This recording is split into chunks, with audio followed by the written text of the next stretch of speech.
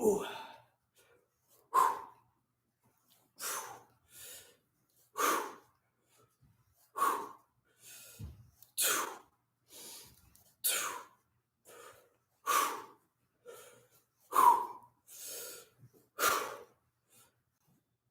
Oh, hey, didn't see you there. All right. What's up, guys? How's it going? Welcome to another edition of Full Blast. Today is going to be kind of a weird video. It's not going to be super duper Part C related. It's going to be more focusing on the personal growth side of things, OP culture, what to take out of these videos. Not just my videos, but the interviews that you see. There's a bunch of really good ones floating around, but also the older content that's, applicable-ish. So there were a couple of things that made me want to make this video in the first place. First was one of my old videos from like a year and a half ago, like late 2018. Happened to get bumped in the Facebook group, which was really fucking weird for me to see that, like, oh my God, I am not that same human at all by any stretch of the imagination. It's weird. It's fucking weird. It was weird to see.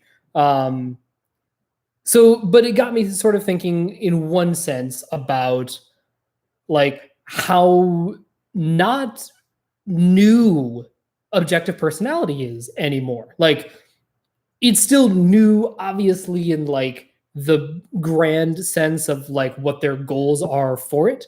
Bringing it to science and, getting people on board and training up, all of that stuff. Like, it's still in its overall infancy, I guess. But it's not like a thing that came out 6 months ago that nobody has any idea what any of this is about.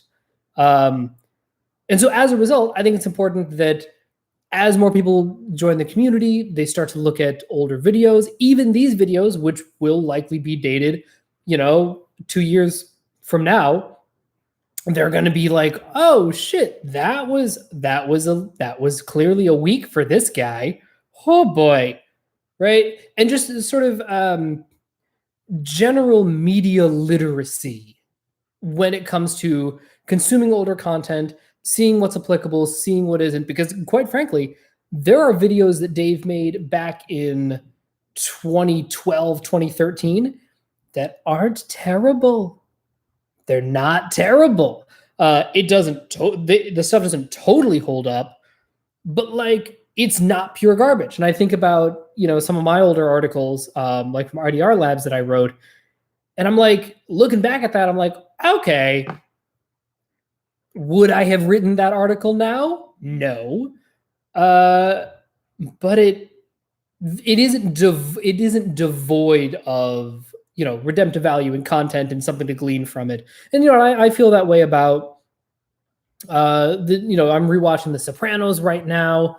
And again, I think about, would this show get made today? Okay, so The Sopranos is obviously an exception, but I think about something like The OC, right, that I go back to and I watch it from time to time. And I'm like, would this get made now in its current form? No, absolutely not. There is no way that Ryan Atwood would be white. There's just not a chance in the world. I mean, okay, if Ryan Atwood is white, then Marissa is definitely black. I don't even think that Summer. I don't even think that they'd have 3 white people with Summer being the black one. Like, either Marissa or Ryan would for sure be black. Like, absolutely no question. But that doesn't mean that it isn't interesting and worth exploring and that the dynamics aren't there. So that's sort of the first chunk of what I wanted to get out in relation to consuming older OP content, right? But also, there is a term that has kind of gone away. And I know Dave watches these videos, so like, please don't bring back this term just because I'm saying it. That is not why I'm bringing it up. I am glad it hasn't come up. I think it needs to go away forever. And that term is peacocking. Because here's the thing with the peacock. I'm going to take a sip of coffee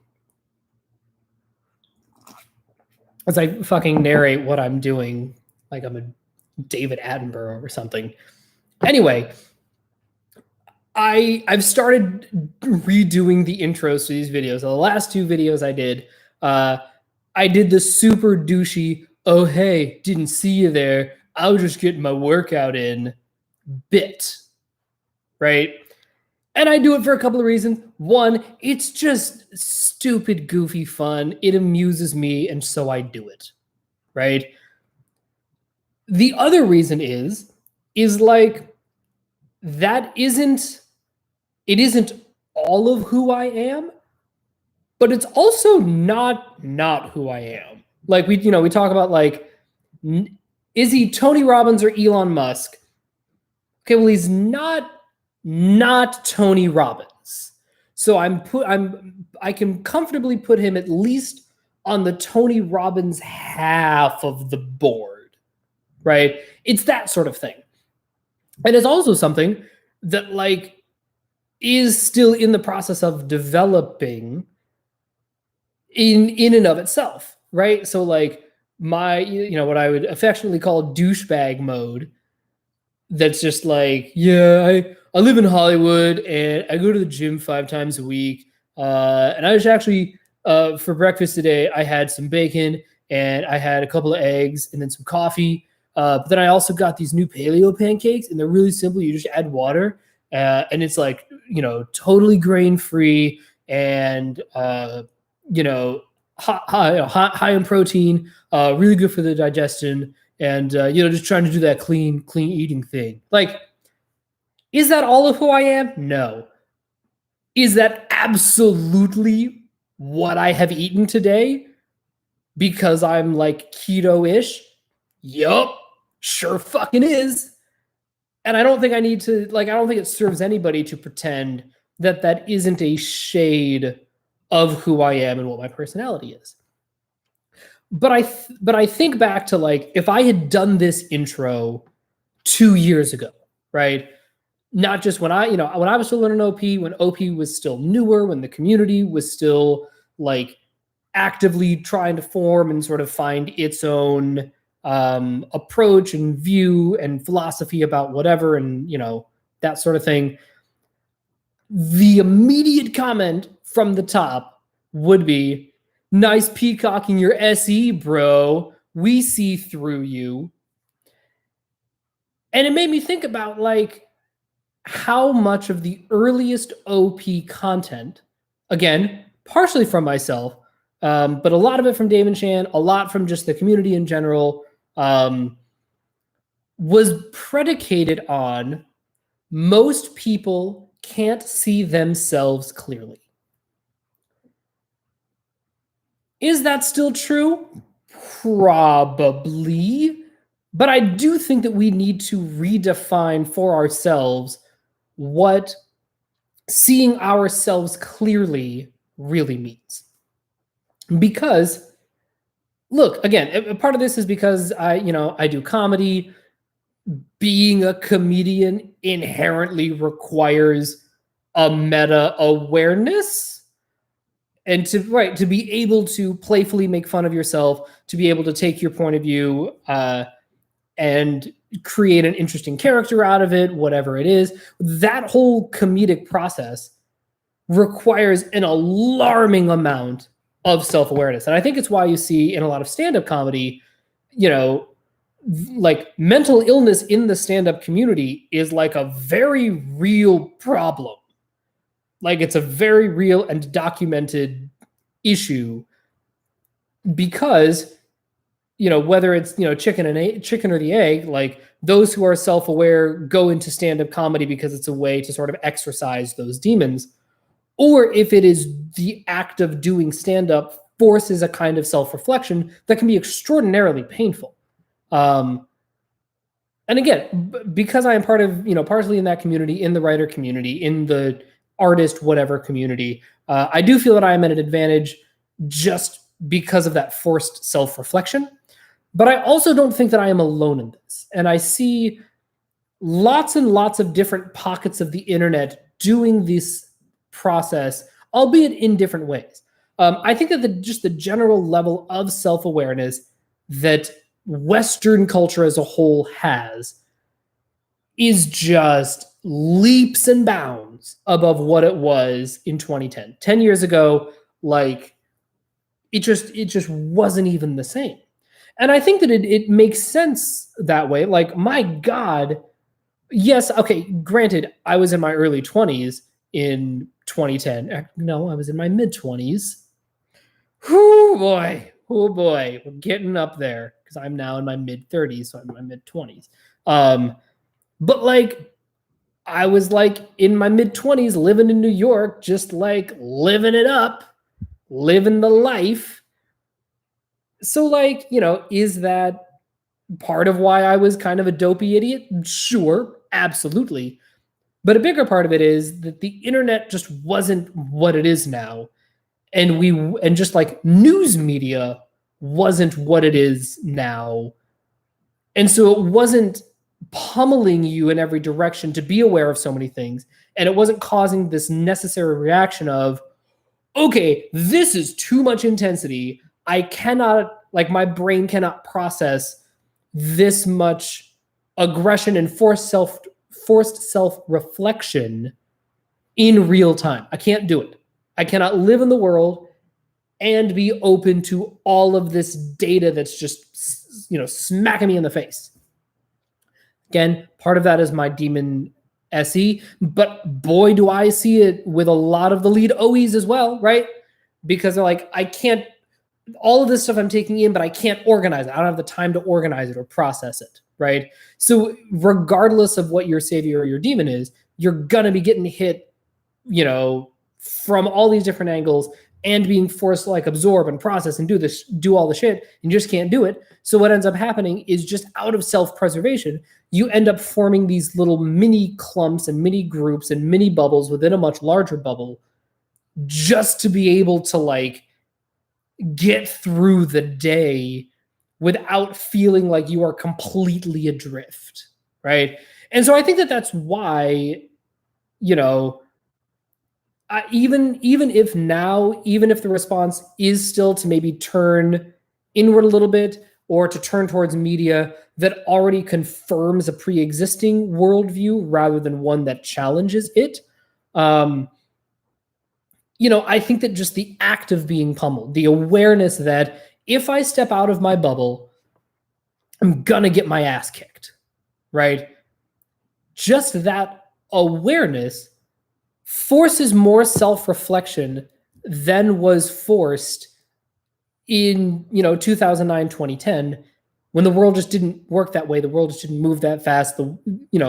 Logging onto the internet did not open you up to like this gaping maw of hell that you just fucking had to take a face full of just to like get to the thing you wanted to get to. Like, the worst thing we had growing up, and by growing up I mean like even in college, right? The worst thing we had in like the early to mid 2000s was just like a bunch of annoying pop-ups, right?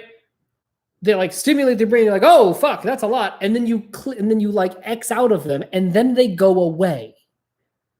And it was very transparent about how they went away, and it was fine, right?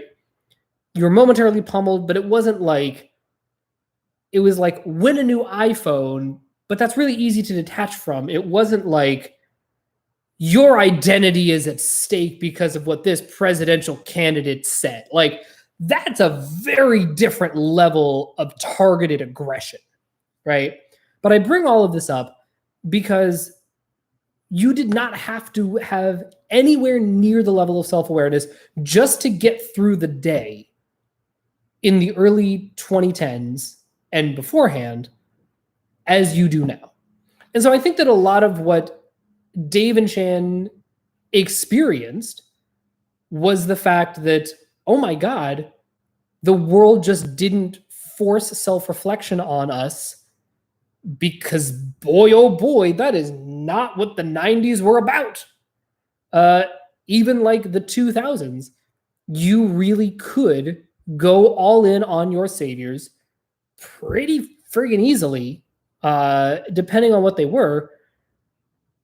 But like, again, you may have had to have found different avenues to do that, right? Maybe move to a different city, this and that. But like, if you're an NT dude, right? If I'm like Mr. NT doing the NT thing, not a glass lizard, like whatever, and I just like had gone to college for engineering, like there is another version of Raja that is not an actor, that is I think that maybe deep down I'd have the desire to be a performer, because like that's just always been. God damn it, why are y'all making me emotional today? I did not sign up for feelings. This is a blaster video, not a feelings video. But anyway, there is another version of me out there that would have become a Spanish teacher, and it would have been perfectly content for a while to be a Spanish teacher.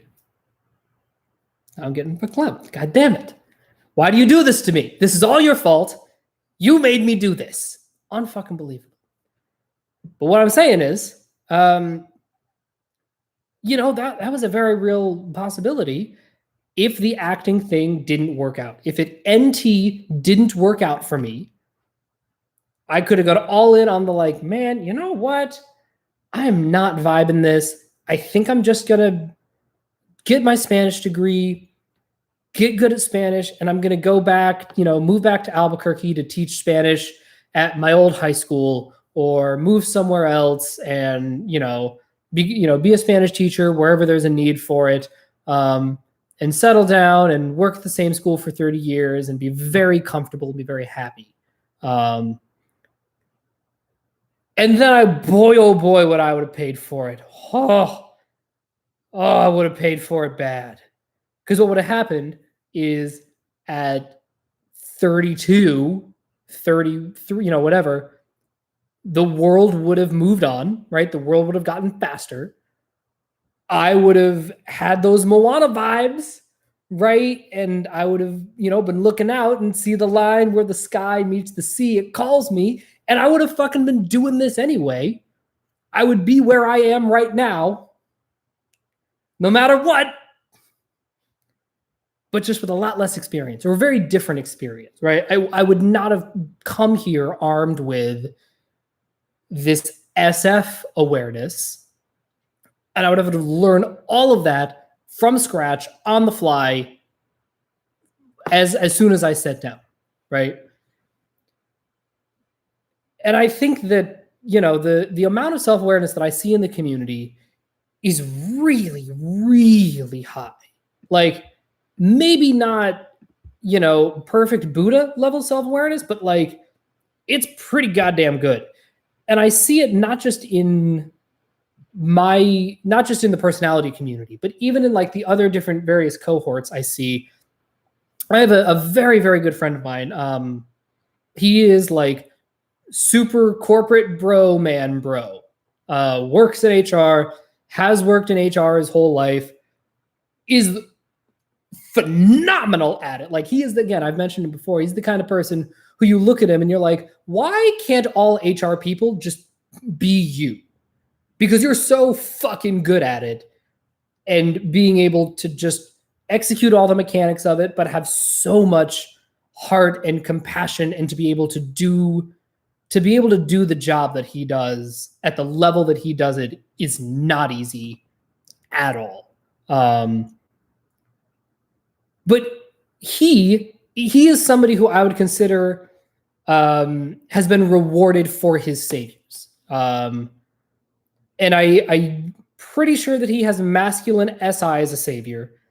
I'm not sure between TE and FE.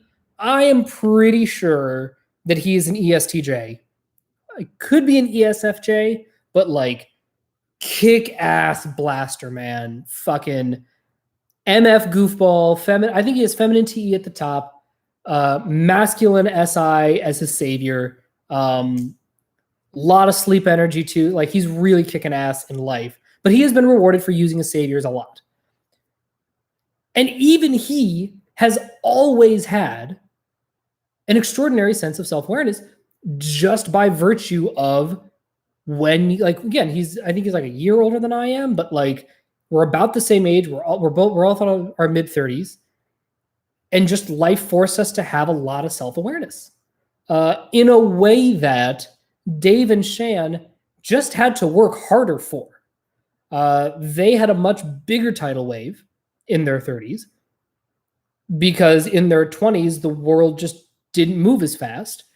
And so the tidal waves naturally were allowed to build up, right? And I think about Dave's tidal waves versus Shan's tidal waves is really, really interesting because like Dave's tidal waves, again, both their tidal waves came from going all in on their saviors.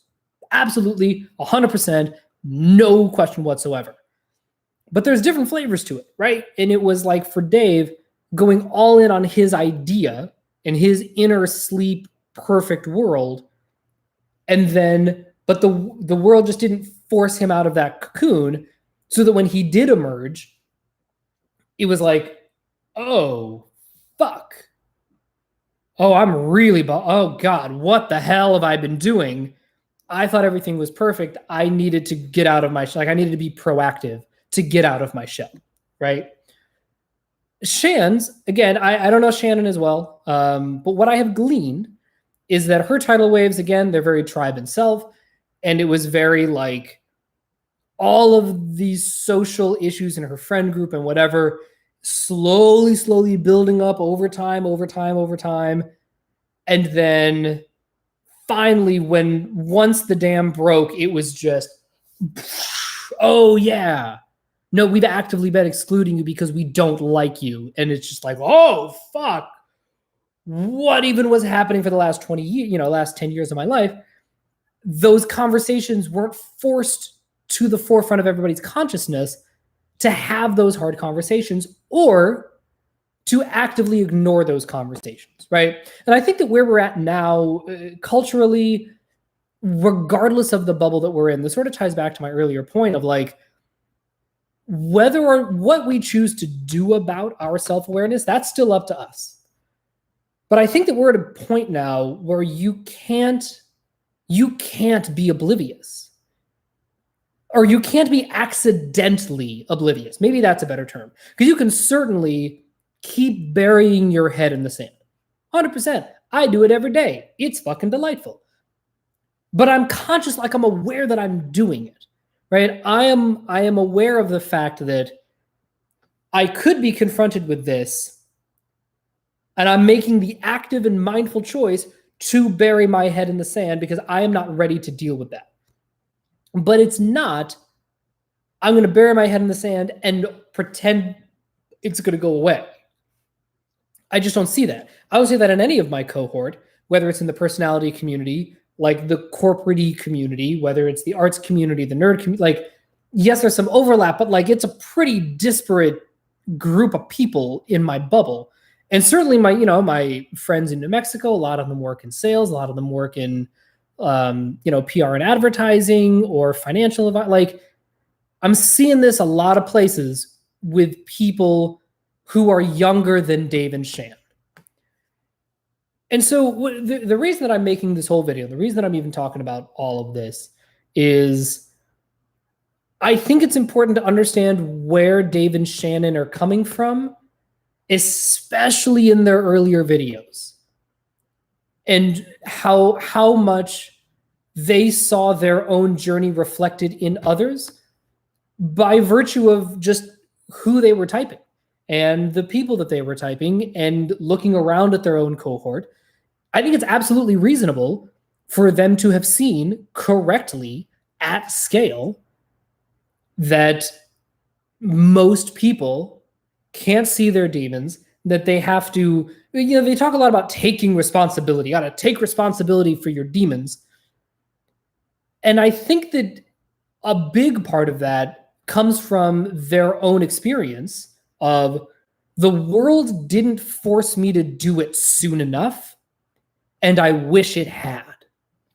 Because I look at myself, and I look at a lot of the people my age, and certainly people younger than me. Oh my God, people younger than me, in high school even, having these kinds of realizations, and just the intellectual plasticity that I'm seeing in this younger cohort is just fucking Gen Z killing the game. Just pure killing the game. It's incredible. But like, if the world isn't forcing you to confront your demons, I think that you're an outlier now. Like, I think that given the way the world works right now, especially with all of us being on fucking lockdown, I'm having genuine trouble imagining any major demographic that isn't being forced to be a more whole person than they were. And so I think that this idea of taking responsibility, I think we need to add a new flavor to it, or at least modify the existing flavor of it. Because I think that responsibility now, I think it's less about you have to force yourself to put yourself out there and to break out of your shell and to break out of your bubble and to see yourself clearly. And like, you got to do that work because the outside world is just going to move too slow and it's going to eventually tidal wave drown you. Whereas I think now a better approach, a safer approach, gentler approach, more effective, again, whatever fucking word you want to use. The approach that I like right now, as of May 10th, 2020, is trust that the world is gonna kick your ass as soon as you step out into it, right? Not talking about walking around the block. If you are staying in your very small, isolated community, you know, my mom talks about how she grew up on a farm in upstate New York, and she would walk a quarter mile down to the mailbox and back.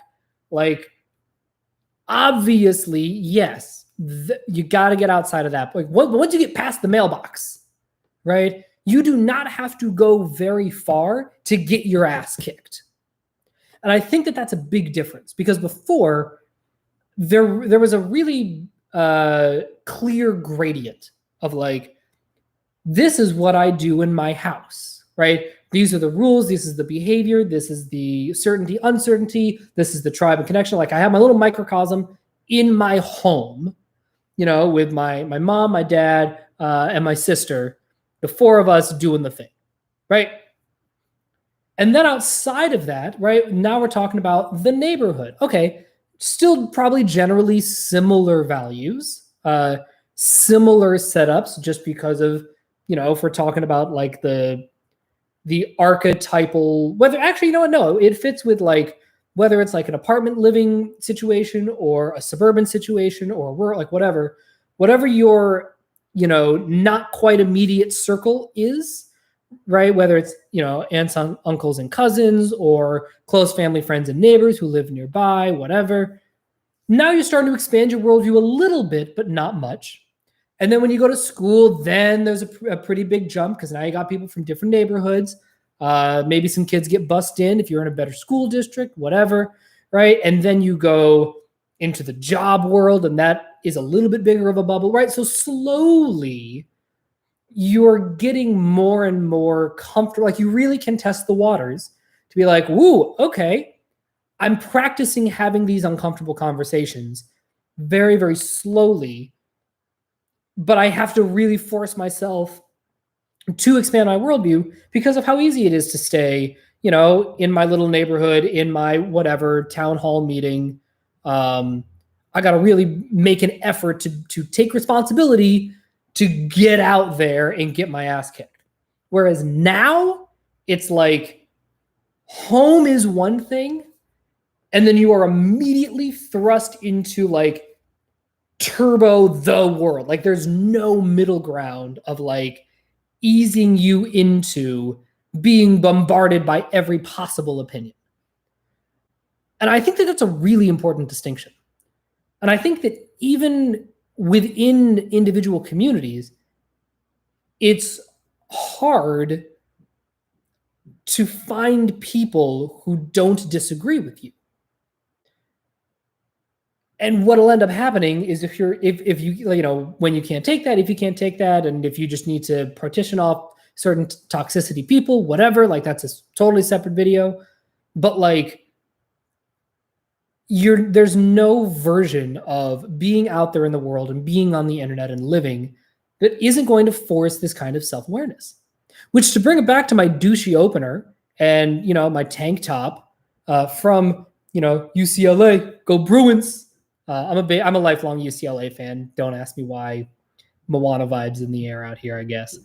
But like, I do it as a bit.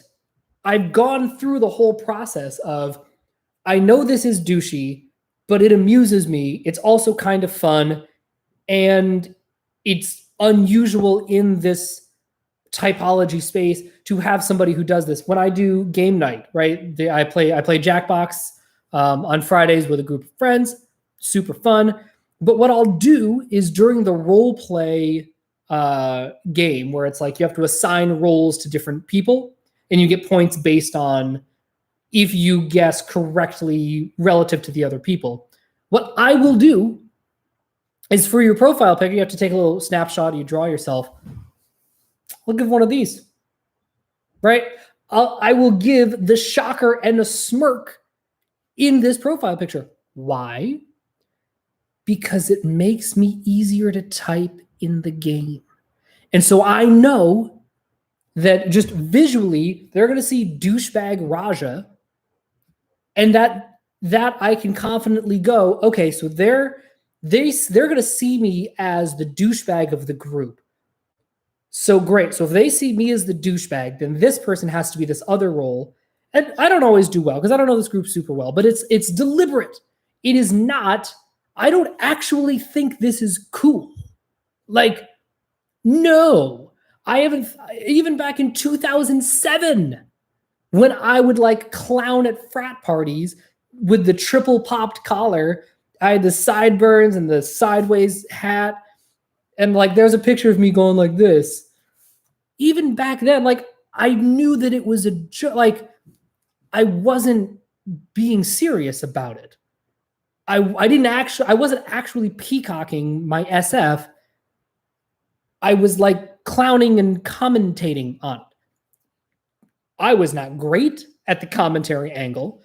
Casey Neistat is maybe not great at the masculine SE thing, but like, I don't think it's, I think it's a little bit of a leap to say that someone like him is entirely oblivious to the fact that he's not as cool as he looks, or like that he doesn't look as cool as one might think he thinks he is, right? Again, the levels of self-awareness, right? All of this is to say, to try and wrap up this more rambly video than I expected to. I am blaming whoever it was that made me feel feelings about LA. Whoever that was of you out there, you're the one who derailed me. This is your fault. Fuck you, decider issue, out.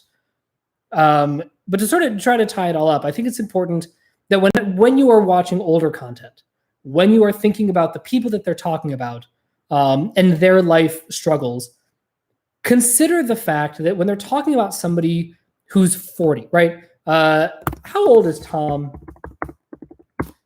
So Tom Bilyeu is, I can't even tell how old he is. My guess, I think he's probably close to, I think he's probably close to Dave's age. He seems like he's probably in his early 40s-ish, right? Yeah, his journey is going to be real different than somebody my age, or certainly somebody in their late 20s who just fucking grew up on the internet and grew up being bombarded with every possible opinion all the time and has had to start to at least become aware of the shit they weren't great at. Now, what you do with that awareness that's up to you, right? That's like the mystery of being human, whatever. But like, it's not the same as I was allowed to live in La La Land forever and just had no idea what was going on in my head. I just don't think that that's how the world works anymore. And if I am wrong, if my sample size is indeed too small, I am happy to be wrong about this. But based on the cross sections I have seen from a number of different demographics, in the past 4 years, the amount that we are bombarded with, and bombarded with every possible opinion all the time, no matter what, has forced us to recognize our strengths and weaknesses in a way that the world of the 90s and the early 2000s fundamentally did not. And I think it's important to take that into consideration when you're thinking about these terms, when you're looking at the older content, when you're listening to the people that they're talking about when they're typing them, and the pitfalls that they ran into. Consider the fact that the world didn't challenge them in their formative years like it challenges us now. All right, that's all I got for today. Thank you so much for watching. Have a wonderful weekend. Stay safe, especially if you are in a state that is relaxing the COVID guidelines and the social distancing rules. My God, please stay safe. Don't be stupid. Like, do the thing properly.